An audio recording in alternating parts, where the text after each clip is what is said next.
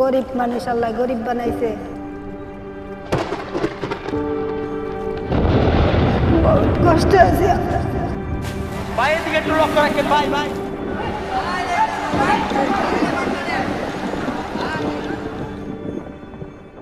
Daily star একটা রিপোর্টে দেখা যায় 2019 সালে যে বাংলাদেশে প্রতি রাতে 2 কোটি মানুষ না খেয়ে ঘুমাতে যায়। আমাদের এই দেশে যে কত গরিব মানুষ আছে, নিম্নবিত্ত মানুষ আছে, এটা আপনারা কখনো মানুষের সাথে না মিশলে আসলে বুঝতে পারবেন না। আমার কাছেও এমন মানুষ চলে আসে বিভিন্ন গ্রাম থেকে, কষ্টে থেকে, প্রচণ্ড নিম্নবিত্ত মানুষ যারা সিম্পল ওষুধটা কিনে যে খাবে সে টাকাটাও তাদের কাছে নেই। আমরা লাইফ স্প্রিংয়ে নানা রকম কাজ করছি গত 8 বছরে, ঢাকা শহরে, চিটাগাংয়ে অনেক বড় পরিসরে কাজ করা হয়। কিন্তু আমরা যখন এই মানুষগুলোকে দেখি, বাংলাদেশের দুঃখী মানুষগুলোকে দেখি, আমাদের কাছে সবসময় মনে হতো যে ওনাদের জন্য যদি কিছু করা যায়, আমরা সবাই মিলে যদি কিছু কাজ করতে পারি। কারণ আমরা জানি যে বাংলাদেশে প্রচুর ভালো মানুষ আছেন, ধনী মানুষ আছেন, যারা একটা সঠিক জায়গা খুঁজেন, একটা সঠিক রিসোর্স খুঁজেন, যেখানে আমি কিছু ডোনেট করলে হয়তো সেটা ঠিকভাবে গরিব মানুষের কাছে যাবে। তাই আমরা সবাই মিলে আমরা যদি কিছু গরিব মানুষকে হেল্প করতে পারি, নিম্নবিত্ত মানুষকে হেল্প করতে পারি, এটা আমাদের ভালো লাগে এবং আরও ভালো লাগবে যদি আমরা আরও বড় পরিসরে কাজটা করতে পারি। কারণ দিন শেষে আমরা যখন আল্লাহর কাছে চলে যাব, আমরা ডেফিনেটলি বাংলাদেশের দারিদ্রতা দূর করতে পারবো না, বাট আমরা অ্যাটলিস্ট বলতে চাই যে আমরা কিছুটা কাজ করতে চেয়েছি বা করতে পেরেছি। আমাদের চেষ্টা, আপনাদের চেষ্টা, সবাই মিলে সবার চেষ্টাতেই লাইফ স্প্রিং ফাউন্ডেশন এই কারণেই করা, গরিব মানুষদেরকে সাহায্য করার জন্য। নদীমাতৃক দেশ হওয়ায় বাংলাদেশের নিম্নভূমির নদীর তীরে গড়ে ওঠা জনগোষ্ঠীর অন্যতম ভোগান্তির কারণ হয়ে দাঁড়িয়েছে প্রাকৃতিক দুর্যোগ।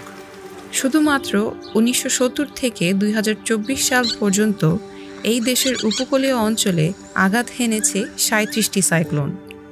এছাড়াও অতিবৃষ্টি এবং নদী ভাঙনের কারণে বন্যায় ক্ষতিগ্রস্ত হয়েছে হাজারো পরিবার। নদী গর্ভে বিলীন হয়েছে তাদের বসতভিটা আর ঘরবাড়ি।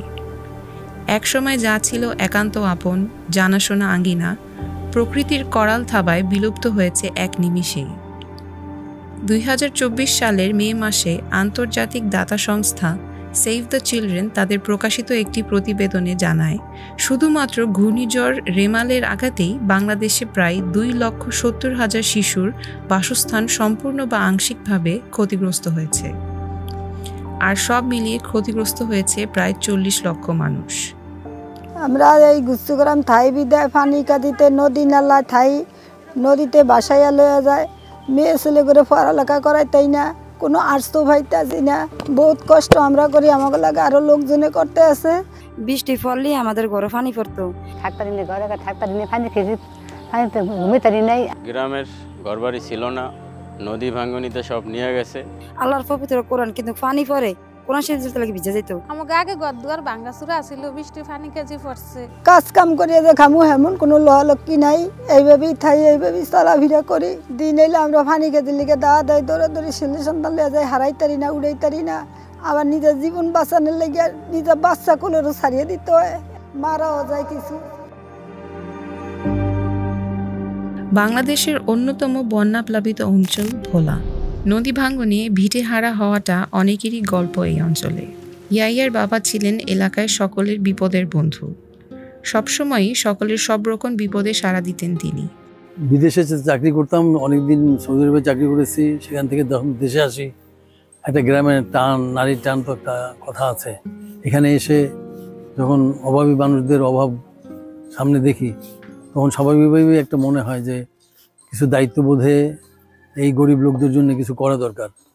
সেই হিসাবে ব্যক্তিগত উদ্যোগে 2015 সাল থেকে গরিব মানুষদের মধ্যে কিছু ঘরবাড়ি করে দেওয়া, কাউকে কিছু রিক্সা, ভ্যান, গরু কিনে দেওয়া, বাছুর কিনে দেওয়া ইত্যাদির মাধ্যমে তাদেরকে সামর্থ্যবান করে দেওয়ার একটা পরিকল্পনা হাতে নেই। এলাকার বিধবা, এতিম এবং অসহায় নারীদের, শিশুদের জন্য তারা নিরলস কাজ করে যাচ্ছেন। কখনো ব্যক্তিগত পর্যায়ে, কখনো তাদের যৌথ উদ্যোগ লাইফ স্প্রিংয়ের মাধ্যমে 2019 থেকে এ পর্যন্ত অসহায় বাড়িহারা মানুষের জন্য তারা প্রায় 221টি নতুন বাড়ি নির্মাণ করেছেন আর মেরামত করে দিয়েছেন 133টি বাড়ি, যাদের মধ্যে শুধুমাত্র 2023 সালেই তারা নতুন বাড়ি তৈরি করেছেন 58টি এবং মেরামত করে দিয়েছেন প্রায় 44টি ক্ষতিগ্রস্ত বাড়ি। এই ঘরটা আপনার অনেক ভাঙাচুরা ছিল। আমার নাতিন জামাই থাকতে খুবই কষ্ট হইতো। তো এই লোকজন থেকে খবর পাইছি যে এরকম আল্লাহর রাস্তায় ঘর দেয়, গেছি আর কইছি যে এই অবস্থা, আমার একটা বউ নাতিন জামাই খুব কষ্ট করতেছে, আমার একটা ঘরের প্রয়োজন। তারা পরবর্তী তদন্ততে আইসা দেখলো যে হ্যাঁ ঘরটায় ভাঙাচুরা খুব কষ্ট ভোগ করতেছে, তো এদের দয়া হয়েছে একটা ঘর তাদের জন্য দিছে। এখন ইনশাল্লাহ আমরা আশা করি যে সামনের দিকে সুখেই বসবাস করতে পারবো। আমাকে এই ঘর ছিল, কিন্তু আমি বাচ্চা কাচ্চা নিয়ে এই ঘরের ভিতরে অনেক কষ্টে ছিলাম। বৃষ্টি পড়লে আমাদের ঘরে পানি পড়তো, আল্লাহর পবিত্র কোরআন কিন্তু পানি পড়ে কোরআন শরীফ লাগে ভিজে যেত। এই বাইরে আমার ঘর দেওয়ার পর আমার বাচ্চা কাচ্চা নিয়ে আমি খুব সুখে আছি ঘরের ভিতরে, পানি কেজি পড়তে আসে না। এখন বাচ্চা কাচ্চা নিয়ে ঘরে থাকতেও পারি, বাচ্চা কাচ্চা নিয়ে ঘরে আমি ঘুমাইতেও পারি। এখন আমাকে অনেক সুবিধা হয়েছে ঘরটা পাওয়ানি। যে আমি এরকম একটা হাত একটা পাও হারাইয়া এখন গ্রামে আসছি, নদী ভাঙ্গনিতে সব নিয়ে গেছে, স্যারেরা ঘর কইরা দিছে। এখন আমি ইনশাআল্লাহ খুশি, আশা করি যে এরকমের শত শত ঘর স্যারেরা দিতে পারে।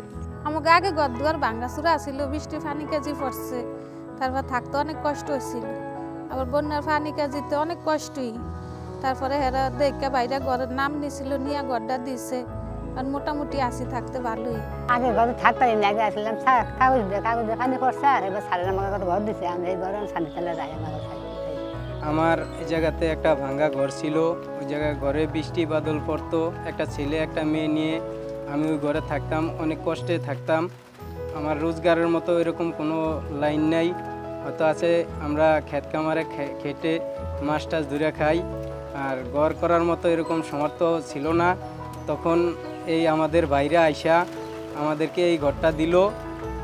এই ঘরটা নিয়ে আমরা এখন আমার বাচ্চা কাচ্চা নিয়ে আমি খুব সুখে আছি, শান্তিতে আছি। স্যার আমাদের আগে একটা ঘর ভাঙ্গা ছিল, সুখের মতো আমার বড় ভাই একটা ঘর দিছে আমাদেরকে, বাচ্চা কাচ্চা নিয়ে অনেক কষ্টে আছিলাম, মন তালা ধীরে সুখী আছি, শান্তি আছি। এখন আমরা মনে করেন ঘর দুয়ার ওরা দেখনে আমরা এখন ঘরে ভালো থাকি, এখন আমরা রান্না বাড়াও করতে পারি, ঘরেও থাকতে পারি, আমরা খুব শান্তিতে থাকি।